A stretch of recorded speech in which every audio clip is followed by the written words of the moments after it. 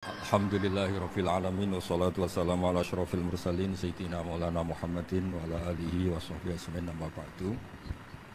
Ingkang sangat kula hormati niki wonten Habib Nabil, semua keluarga besar Habib Muntir, semua min usulihi wa furuhi sedanten ingkang kula hormati.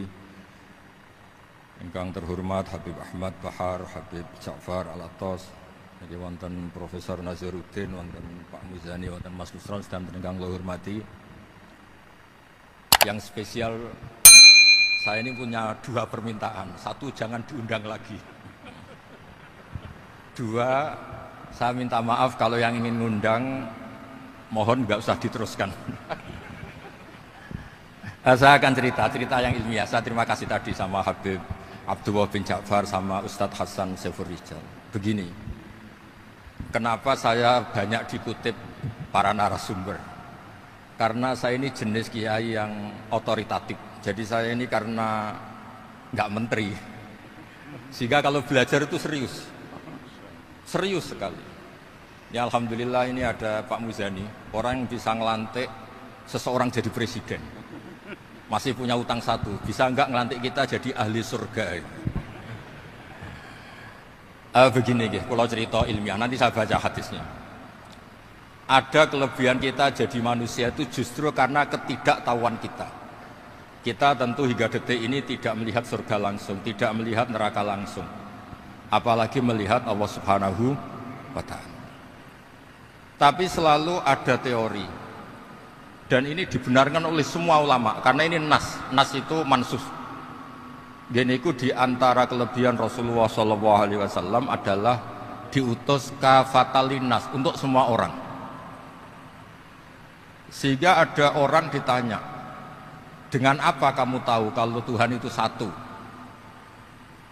Orang ini dengan enteng menjawab, innal isnaini, angka 2, 3, 4 dan seterusnya, nisbatu dzalika ilal wahid nisbatul far'i ilal asli.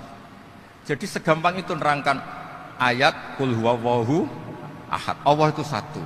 Karena angka itu 2, 3 sampai 1 miliar 1 triliun, nisbatu dzalika ilal wahid nisbatul far'i ilal asli. Semua itu asal usulnya satu. Begitu juga begitu gampangnya Syekh Nawawi Al-Bantani menerangkan kenapa bismillah itu dimulai ba. Huruf hijaiyah kan alif, tapi kalau bismillah dimulai dari satu ba. Ba itu ada titik satu.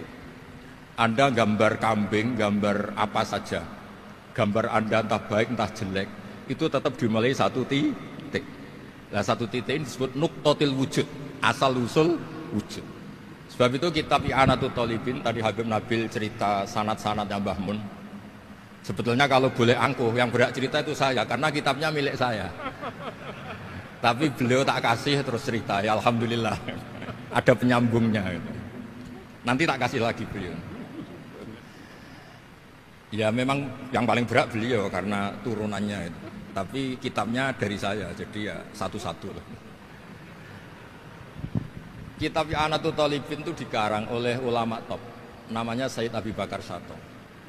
Beliau punya murid yang sangat terkenal di Indonesia, namanya Syekh Mahfud At-Turmusi. Syekh Mahfud ini punya murid diantaranya yang paling terkenal tentu Mbah Hashim sama Mbah Ahmad Dahlan, pendiri Muhammadiyah. Jadi kemudian kitab I'anah ini populer sekali untuk menerangkan fikih-fikih di Indonesia.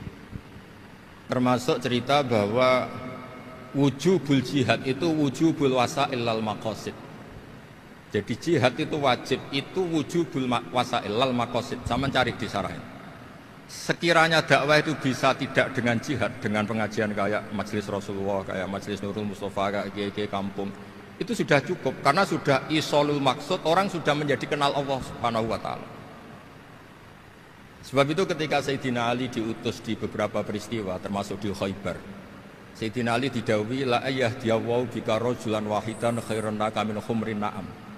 Ada satu saja yang Islam karena kamu itu lebih baik daripada kemenangan.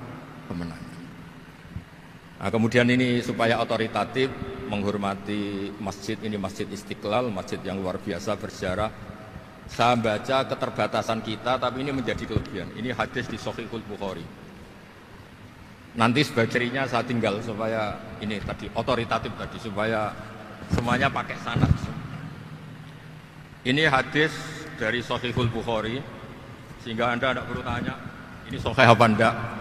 Karena ini di Sahih Bukhari ikutnya nomor hadisnya itu 6408. Monggo kalau mau dihafal. Biasanya jenengan kan hanya hafal Arba'in Nawawiyah. Ini hadis ini nomor 6408. Ada keterbatasan yang akhirnya menjadi kelebihan kita, yaitu kita tidak tahu Allah Subhanahu wa taala. Suatu saat para malaikat ditanya, apakah mereka yang membaca tasbih di sini misalnya di Istiqlal ini ngerti saya, kata Allah. Kata malaikat tidak tahu. Fayaqulu hal ra'auni. Qal fayaqulu la wallah ma ra'auka. Qal fayaqulu kaifa la ra'auni. Yaquluna wa asyadda laka ibadatan wa asyadda laka tamjidan wa aktsara laka tasbihan. Andaikan manusia itu ngerti engkau ya Allah, maka tasbih mereka ini akan lebih dari kita. Saya beri contoh, ini terutama untuk zuriyah Rasulullah SAW. Nabi itu manusia, basar, tapi lakal basar. Nabi ketika muji Allah SWT ini supaya kalau sholat dengan hayati. Misalnya pertama muji begini, lakal hamdu mil'us samawati wa mil'ul ardi. Kebanyakan di Jawa memang baca pakai rofaknya mil'u, tapi di beberapa sanad dibaca mil'a, itu urusan i'rab lah. Engkau itu saya puji seluas langit dan bumi, seluas langit dan bumi. Seluas langit dan bumi itu enggak keren, karena langit ini tetap mahsurah, as-samawat ini apapun luasnya langit itu tetap terbatas. Bumi apapun luasnya juga terbatas. Apa yang diteruskan oleh Rasulullah SAW? Wa mil'u ma syi'ta min syai'im ba'd. Dan pujian saya ini ya Allah sesuai kehendakmu, sejumlah kehendakmu. Karena ini yang tidak terbatas. Begitu juga ketika Nabi dengan keterbatasan sebagai manusia, bukan sebagai Habibullah, atas nama manusia. Nabi itu punya dua sisi, kadang sebagai basar, kadang sebagai Habibullah. Dan sama-sama penting untuk mengawal Islam ini. Saya ulang lagi, sama-sama penting untuk mengawal Islam ini. Ketika Nabi sebagai basar ngendikan begini, la nufsitan Allahumma lakal hamdu hamda yuwafi ni'amaka, misalnya pakai mukhatab, wa yukafi mazidak. Saya memuji engkau ya Allah dengan pujian yang sesuai jumlah nikmatmu, wa yukafi mazidak, dan bisa berserasian dengan tambahan-tambahan nikmatmu. Tapi apapun luasnya nikmat itu terbatas, sehingga Nabi nambahi, la ukhsi thana'an alita anta kama atneta ala nafsik. Saya muji ini tidak terhitung, sama sejumlah pujian yang engkau lakukan. La ukhsi atau la nukhsi thana'an alika anta kama atneta ala nafsik. Sehingga ini kreasi-kreasi Bani Adam yang malaikat itu tidak bisa. Saya ulang lagi, ini kreasi-kreasi Bani Adam yang bakat malaikat itu tidak bisa. Ini saya baca di kitab Fathul Bari, ini sarahnya kitab Bukhari. Kata Imam, ini saya ulang lagi, ini kata Imam Ibnu Hajar al-Asqalani, pensarah terbaik Bukhari. Jadi Sahihul Bukhari itu punya sarah paling terkenal namanya Fathul Bari. Itu gurunya Syekh Zakaria Al-Ansari. Syekh Zakaria itu dikenal sebagai Syekhul Islam. Itu berkahnya punya guru alim banget, kereng. Ibnu Hajar al-Asqalani itu kereng itu keras. Kalau muridnya ada bisa itu keras sekali, tapi urusan ngaji saja. Terus punya murid itu pinter sekali, namanya Ibnu Hajar al-Haytami. Jadi beliau kalau mau ngaji ya susah, karena gurunya tuh alim nyuruh baca. Kalau mau ngajar ya susah, muridnya tuh alim, takut salah. Jadi akhirnya pinter. Orang punya murid alim alama itu kan bingung. Makanya saya tidak suka kalau Profesor Nazar ngaji saya, nanti ngoreksi repot. Sudah gitu Islamnya beliau formal karena Menteri Agama, saya non formal. Lama-lama Islamnya beliau legal, saya ilegal. Kan jadi repot nanti. Makanya tadi tak bully, tak cocokkan. Kalau jenengan Menteri Agama sampai akhirat berarti top. Tapi kayaknya di akhirat saya yang ngelamar jadi Menteri Agama. Tidak ada, ini nggak penting. Ini hanya gojlokan saja supaya kelihatan bahwa menteri pun juga warga Indonesia. Begini kata Ibnu Hajar al-Asqalani, ini saya baca ya supaya penghormatan saya sama Habib Umar Hafid. Saya ini baca kitab beliau khatam serius, namanya Taujihun Nabi li Mardoti Bari, yang ditulis oleh Ustadz Fahmi bin Ali bin Ubaidun.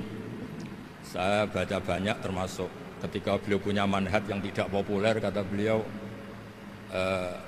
fala budda antuwattina nafsaka ala annana khudamatu hadal kaun. Kamu harus yakin bahwa tugas kiai, tugas ulama itu khudamatu hadal kaun, mengkhidmati semua alam raya ini. Dan jangan pernah putus asa, misalnya melihat non muslim terus kamu putus asa, ini non muslim enggak. Bisa saja suatu saat rubama aslama fakhsuna islamu, bisa saja dia Islam fakhsuna Islam. Nah, ini wirasah nabawiyah, karena dulu Nabi ketika dari kampung Abdi Yalil dan disakiti, malaikat Jibal itu usul supaya kampung itu dihabisi, kata Nabi apa? La bal arju ayyukhrijawah min aslabihim ma ya'budu wa la yusyriku bihi syai'an. Bisa saja bapaknya masih kafir, anaknya Islam, cucu-cucunya nopo Islam. Kayak apa Nabi itu? Rojaknya Masya Allah.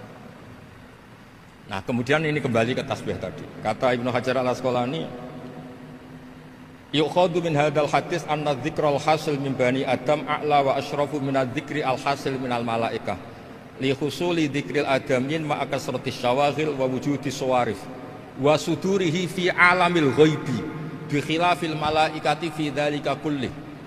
Jadi kita ini enggak melihat Allah langsung, enggak melihat surga langsung, enggak melihat neraka langsung. Tapi cara kita zikir, wis nek wis di neraka yo nuwangis tenan. Padahal yo ora mesti mlebu neraka, lha nuwangis tenanan. Kayak apa iman kita? Nah, iman seperti ini sesuai kriteria awal sing dikersana Allah, alladzina yu'minuna bil ghaib. Maka andekan saya ini kok dikasih mukasyafah sama Allah untuk melihat surga, saya milih enggak melihat supaya ngikuti yang tetap ghaib. Nanti kalau saya melihat langsung kemudian iman, kata Allah, akeh tunggali aku iman mau melihat itu. Jadi kadang-kadang keterbatasan kita ini penting. Makanya masyhur Nabi pernah ngendikan tuba liman ro'ani wa amanabi, tapi wa tuba liman lam yaroni wa amanabi. Kalau orang melihat saya kemudian iman itu biasa.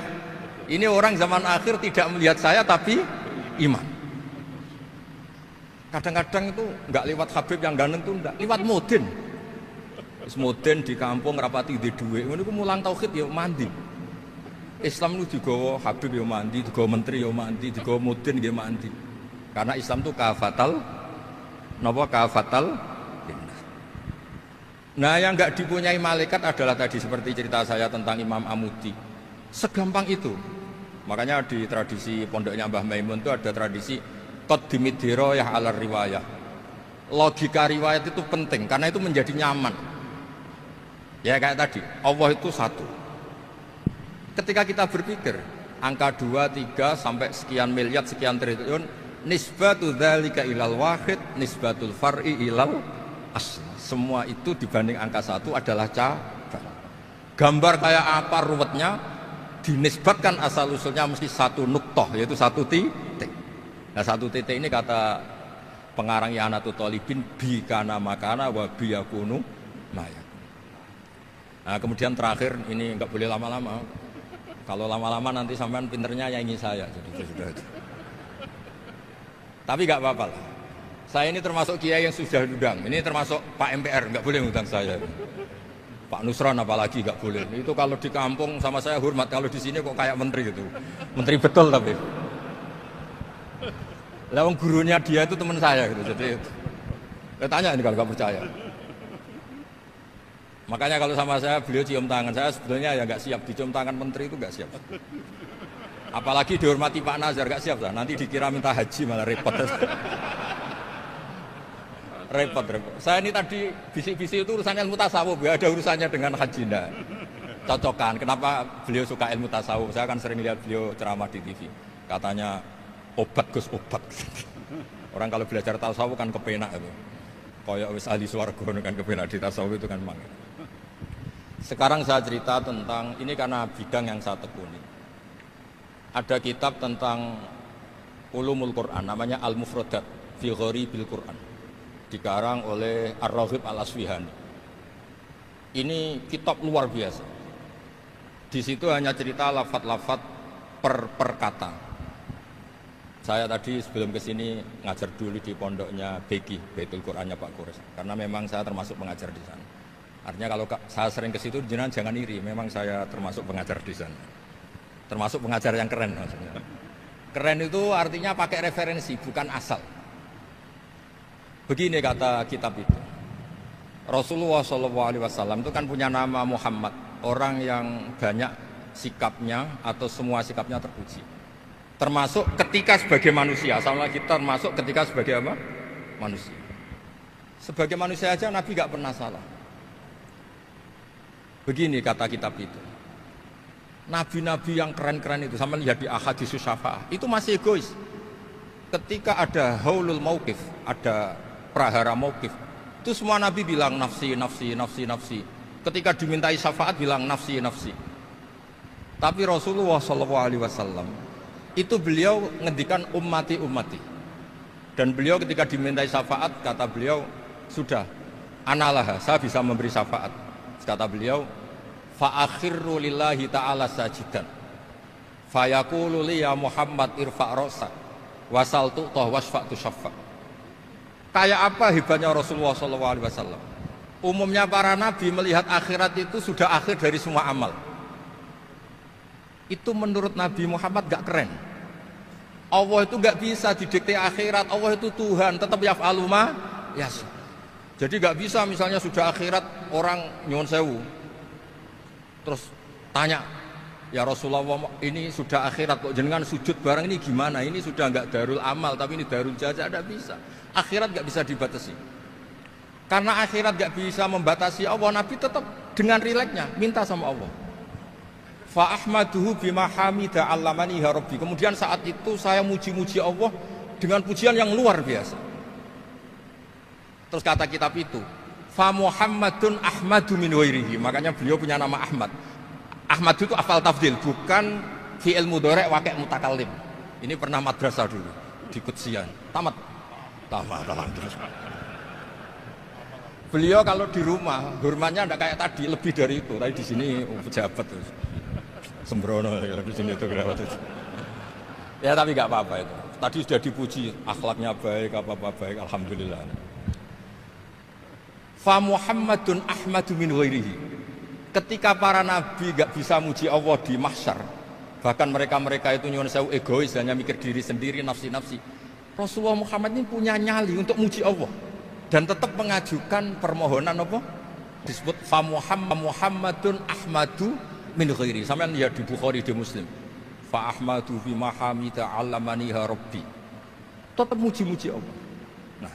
Bukti bahwa teori saya benar dan otoritatif adalah yang nggak bisa hilang di surga itu juga wiridan. Ketika kita masuk surga, apa kita kegiatannya? Da'wahum fiha subhanakallahumma wa tahiyyatuhum fiha salam wa akhiru da'wahum alhamdulillahi rabbil alamin. Nah, kemudian ini juga yang terus kemudian dinyatakan al-baqiyatus sholihat. Ini kalimat-kalimat yang abadi. Karena apa? Di dunia ya kita bilang subhanallah alhamdulillah, di akhirat dia bilang subhanallah. Kayak apa kerennya kita sebagai Bani Adam? Nah, makanya disebut alladzina yu'minuna bil ghaibi. Wong tidak melihat Allah, tidak melihat surga, tidak melihat neraka, tapi iman kita ini kayak iman sing musyahadah. Iman sing hakul yakin, ainul yakin. Kenapa demikian? Ya karena tadi kita diajari terus menerus oleh Rasulullah SAW. Yang terakhir saya cerita mukjizat. Ini juga terkait dengan betapa mudahnya hadad din ini di logika, dicerna. Kata Rasulullah SAW, sabda Nabi di hadis, saya ulang lagi ini hadis sahih, di bab awal Fadailul Quran di Sahihul Bukhari. Dicek kalau nggak percaya dicek. Ma minal anbiya'i nabiyyun illa u'tiya minal ayati ma misluhu amana alaihi bashar. Wa innama kana alladzi utitu wahyan auhahu wa ilayya fa arju an akuna aktsarahum tabi'an yaumal qiyamah. Enggak ada nabi kemudian kecuali dikasih wahyu, dikasih mukjizat. Dan mukjizat ini dahsyat sehingga orang itu dipaksa iman. Kayak Nabi Soleh, ada unta besar keluar dari batu. Nabi Musa punya tongkat dipukulkan ke Laut Merah langsung apa? Menyibak jadi daratan. Tapi kata Nabi Muhammad SAW, saya itu tidak punya mukjizat kayak itu, juga gak ingin. Saya ini dikasih mukjizat Al-Quran. Dan saya berharap karena mukjizat Quran ini adalah terus kemudian umatku menjadi yang terbanyak ila yaumil. Ya, sekarang kita berlogika. Ini kata kitab Fathul Bari lagi. Kita berlogika. A'jaza yu'jizu i'jazan. Sesuatu yang menjadikan orang lain nggak mampu disebut i'jaz. Kemudian karena ayat menjadi mukjizat, sesuatu yang kita sepakat tidak mampu. Nah kalau itu masalahnya, tongkat dipukulkan laut kemudian menjadi kering, kita mampu enggak? Enggak kan? Tapi pertanyaannya, Anda bikin nyamuk mampu enggak? Enggak kan? Anda bikin sapi, bikin onta mampu enggak? Enggak kan? Makanya Nabi Muhammad SAW cukup, sudahlah kamu itu manusia, bahkan sekedar menciptakan lalat itu enggak bisa. Inna Allaha la yastahi ayyadriba masalam ma'ba'udatan. Kemudian mukjizat ini sama Nabi dicontohkan hal-hal yang keseharian kita. Wa min ayatihil lailu wan naharu wasyamsu wal qamar. Sekarang peristiwa laut dibelah Nabi Musa dengan matahari yang enggak pernah turun mesin, itu keren mana coba? Keren matahari yang enggak pernah turun mesin. Terus kata Ibnu Hajar Al-Asqalani, li'annal mu'jizat al-madiyah kanat khisyatan tusyahadu bil absor kana qati soleh wa asa Musa wa mu'jizatul Qur'an tusyahadu bil basirah fakana man yattabi'uhu atau yatba'uhu li ajliha aksar fa innal ladhi yusyahadu bil absor yang qaridu bingkiradi musyahidihi wal ladhi yusyahadu bil basirah bakin. Ya saya ulang lagi, bakin. Ya, bagian terus disaksikan orang sing ja'a badal awali mustamirron. Begini logikanya. Mukjizat kayak nakoti soleh atau Asa Musa yang terkenal. Saya andaikan jadi umatnya Nabi Musa terus dikasih tongkat itu, terus bisa apa coba? Ketika kita punya utang disuruh nyaur ya nggak bisa dipakai jaminan kan. Sudah gitu orang tanya ini asli apa enggak? Kalau asli buktikan, kan ya repot. Tapi kalau kita jadi umatnya Rasulullah SAW ditunggoni Quran, punya banyak masalah resepnya sabar.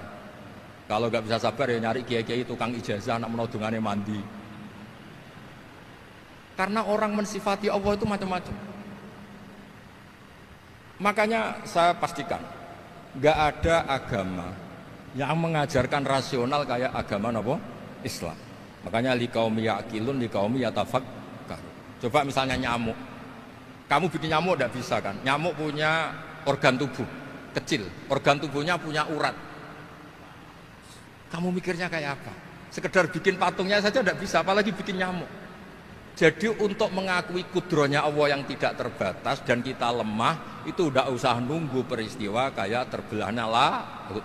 Cukup wa ma min dabbatin fil ardi wala ta'ir yatiru bi janahihi illa umamun amsalukum inna fi khalqis samawati wal ardi wakhtilafil laili wan nahar, seterusnya la ayatil liqaumi yaqilun.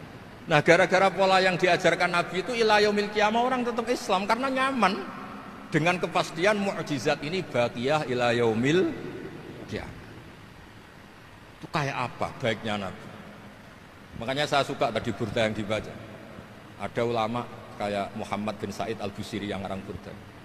Itu kalau berpikir itu sederhana. Ngeten lho Gusti, malah nerangno pangeran. Lama da'awa da'ina li ta'ati bi akramir rusli kuna akramal umami. Ngeten lho Gusti, karena Rasul Muhammad itu terbaik, ya logikanya umatnya juga terbaik. Jadi lama da'awa da'ina li ta'atihi bi akramir rusli mesti kuna akramal umami. Jadi burda ini saking manjanya sama Allah sampai bilang gini. Wala yadika Rasulullah jahuka bi idzal karimu tajalla bismimun takim. Ya Allah, engkau telah menamai Nabi engkau itu Raufur Rahim, yang penuh kasih sayang, yang sohibus syafa'ah. Maka ketika engkau ingin nyiksa kami dengan alasan engkau ini al-muntakim, dat yang bisa nyiksa orang maksiat, jenengan harus ingat ya Allah bahwa Nabi kita itu Nabi yang kau gelari Raufur Rahim. Ya kalau gitu jangan jadi nyiksa.